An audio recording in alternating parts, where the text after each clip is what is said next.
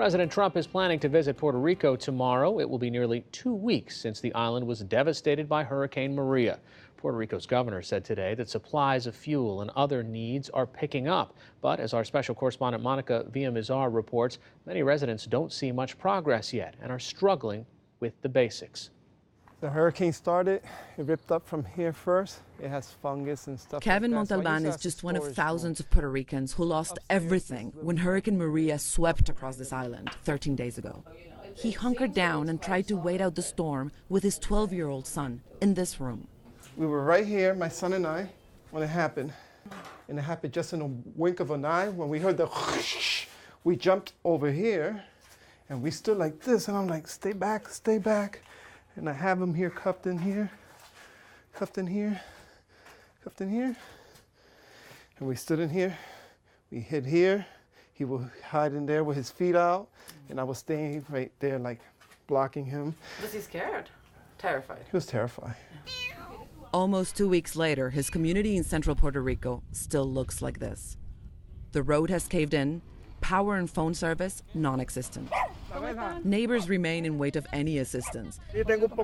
His uncle, Severino Gonzalez, said that we were the first outsiders he'd seen there since the hurricane. No one has come to help us. That's why I'm so mad. If we hadn't been here, my daughter and granddaughter would be homeless. I had to clear all the trees and debris by myself. No one helped. We've been driving around Puerto Rico, and it's incredible to see that a paradise island was reduced to this. Everything you see is dead trees, downed power lines, and endless queues to get gas. It will be an enormous challenge to rebuild. Over the weekend, we joined Lieutenant General Jeffrey Buchanan in his first aerial tour of the damage. He was named on Thursday to lead all military efforts in response to Maria, an appointment that many welcomed but said had come a week too late. Why the whole week that it lapsed? I mean, this is part of the U.S. It is, absolutely. We have had elements here on the ground since the 4th of September, and they were here at first for Irma. Sometimes we don't know what's going to happen until the storm actually hits, and this is the worst I've ever seen. So it is. On the island's east coast, Buchanan receives a briefing from Marines already deployed there, in a hangar without power or cell phone reception. What's great about the Marine Corps being here and working with the local population is that these are Americans. We're normally a war-fighting organization, so we have all these heavy equipment that normally are abroad doing engineering type efforts, but now we can bring those to a U.S. territory and help local Americans. General Buchanan says the biggest challenges now are electricity, fuel, and transportation. Some things, especially I think the electrical grid, are going to take a long time. I'm not an electrician, but I know it's going to take a long time. And right now, where we're having the biggest problems are in the interior of the island. And it's because of roads. We obviously need to get all the roads cleared so we can get supplies to people who desperately need them. And he's avoiding getting caught up in the political storm or commenting on the president's tweets criticizing the San Juan mayor and local Puerto Ricans. I'm not a Republican. I'm not a Democrat. I'm not a member of the Blue Party. I'm not a member of the Green Party. I'm a soldier. And I'm here to help people. Many organizations have come here to help, but the task remains daunting. Meanwhile, millions of Puerto Ricans are still without water and food is limited. Basic services like reliable power and phone service are non-existent. Kevin Montalban had not talked to his mother in 13 days. She's 70 years old and lives in Boston, Massachusetts. He is now living in a school that was turned into a shelter and is run by local authorities. It's far enough inland where the military has not yet arrived, and they're still waiting on power, water, phone service, and garbage collection.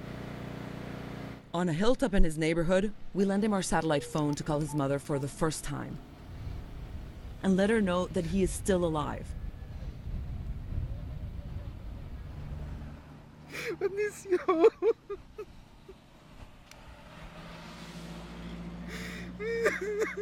Mami.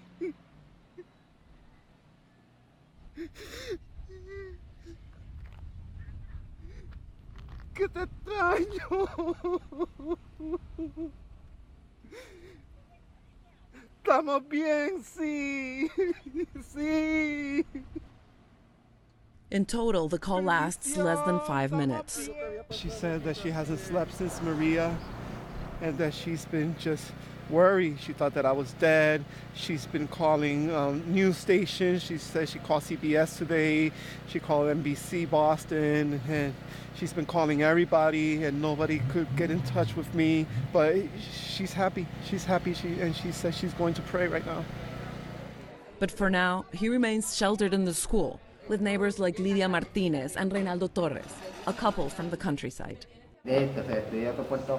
Oh my God, all of Puerto Rico is destroyed. With all the trees and cables that fell, it's a disaster. The avocados, the mangoes, every crop is gone. But we have to keep faith that God will provide. Birds will plant the seeds. The clothes that we could salvage. Since the storm, Montalban now lives with little more than his son's asthma medicine, a few changes of clothes, and a prayer. The first thing I grabbed besides my son was the Bible.